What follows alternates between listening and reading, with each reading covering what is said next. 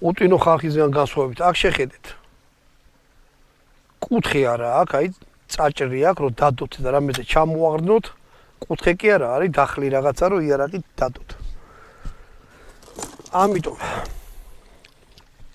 მოდი 10 სალტყვიას ჩავდებ ახლა მე ამაში.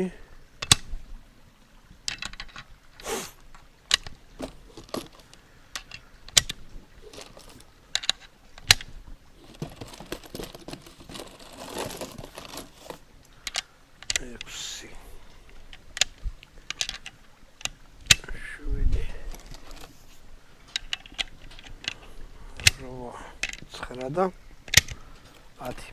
ჭიდი არის ალუმინისა. ამიტომ არის მსუბუქი და კარგი. კიდე რა უნდა მეთქვა?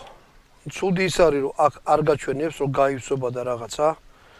წონაზე უნდა მიხვდეთ, ან სოლიზოს უნდა თვალოთ ვაზნები. გავიდეთ ახლა ზღუდეზე. 35 მეტრიდან ვესვრი. იარაღი ძვირი არ არის. მე მგონია რომ აი ესეთი კლასის იარაღი და ესეთი ხარისხის და ესეთი კაი იარაღი დაუმსახურებლად იაფი ღირს.